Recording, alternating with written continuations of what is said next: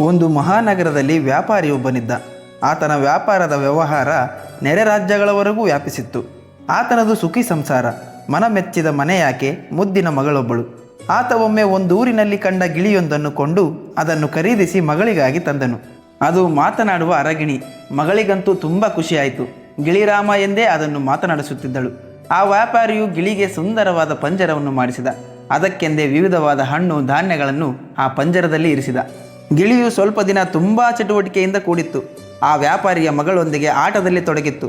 ಆದರೂ ಒಮ್ಮೊಮ್ಮೆ ಒಂಟಿ ಕಾಲಿನಲ್ಲಿ ನಿಂತು ಏನೋ ಚಿಂತೆ ಮಾಡುವಂತೆ ಸಪ್ಪಗಾಗುತ್ತಿತ್ತು. ಹೀಗೊಂದು ದಿನ ಆ ವ್ಯಾಪಾರಿಯು ವ್ಯಾಪಾರಕ್ಕೆಂದು ಆ ಗಿಳಿಯನ್ನು ಕೊಂಡು ತಂದ ಊರಿಗೆ ಹೊರಟಿದ್ದನು. ಆಗ ಗಿಳಿಯ ಬಳಿಗೆ ಬಂದು ತಮಾಷೆಗಾಗಿ, ಏನಯ್ಯ ಗಿಳಿರಾಮ, ನಾನು ನಿನ್ನೂರಿಗೆ ವ್ಯಾಪಾರಕ್ಕಾಗಿ ಹೋಗುತ್ತಿರುವೆ. ನಿನಗೇನು ತರಲಿ? ನಿನಗೇನು ಇಷ್ಟ ಹೇಳು ಎಂದು ಕೇಳಿದ.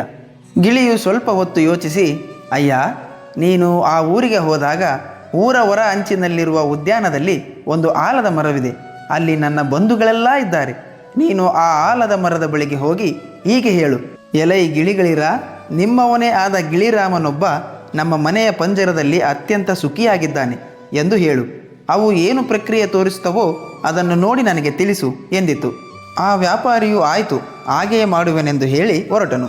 ತನ್ನ ವ್ಯಾಪಾರ ವಹಿವಾಟನ್ನೆಲ್ಲ ಮುಗಿಸಿದ ವ್ಯಾಪಾರಿಗೆ ಗಿಳಿ ಹೇಳಿದ ಮಾತು ನೆನಪಾಯಿತು. ಹಾಗೆಯೇ ಆ ಊರಿನಲ್ಲಿ ಸುತ್ತುತ್ತಾ ಗಿಳಿ ಹೇಳಿದ ಉದ್ಯಾನ ತಲುಪಿದ. ಆಲದ ಮರವನ್ನೂ ನೋಡಿದ. ವ್ಯಾಪಾರಿಯು ಮರದಡಿ ನಿಂತು, ಏ ಗಿಳಿಗಳೇ, ನಿಮ್ಮ ಬಂಧು ಒಬ್ಬನು ನಮ್ಮ ಮನೆಯ ಪಂಜರದಲ್ಲಿ ಸುಖದಿಂದಿದ್ದಾನೆ. ನಿಮಗೆ ಈ ವಿಚಾರ ತಿಳಿಸೆಂದು ಹೇಳಿದ. ಕೇಳಿಸಿತೇ ಎಂದು ಕೇಳಿದ. ಕ್ಷಣಕಾಲ ನೀರವ ಮೌನ. ಆಗ ಒಂದು ವಿಶೇಷತೆ ನಡೆಯಿತು. ಒಂದು ಗಿಳಿ ಮರದಿಂದ ಧುಪ್ಪನೆ ನೆಲಕ್ಕೆ ಬಿದ್ದು ಸ್ತಬ್ಧವಾಯಿತು. ಅಯ್ಯೋ, ಗಿಳಿ ಹಾರಿ ಬಿದ್ದು ಸತ್ತಿತು ಎಂದು ವ್ಯಾಪಾರಿ ತಿಳಿದು ಅಲ್ಲಿಂದ ಊರಿನತ್ತ ಸಾಗಿದ. ಮನೆ ಸೇರಿದ ವ್ಯಾಪಾರಿಯನ್ನು ಗಿಳಿ ಕೇಳಿತು, ನನ್ನ ಸಂದೇಶ ನನ್ನ ಬಂಧುಗಳಿಗೆ ತಲುಪಿತಾ ಎಂದು. ಆಗ ವ್ಯಾಪಾರಿ ನಡೆದ ಘಟನೆಗಳನ್ನೆಲ್ಲ ವಿವರಿಸಿ ಹೇಳಿದ.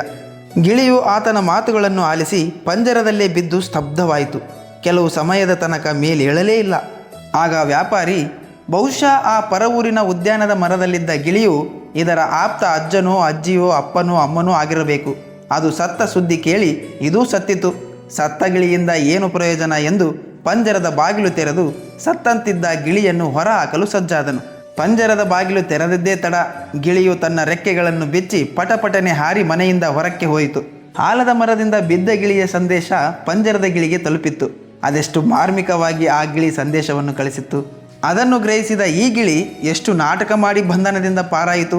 ಪ್ರಾಣಿ ಪಕ್ಷಿಗಳು ಸ್ವತಂತ್ರವನ್ನು ಬಯಸುತ್ತವೆ, ಬಂಧನವನ್ನಲ್ಲ ಸ್ನೇಹಿತರೆ. ಧನ್ಯವಾದಗಳು.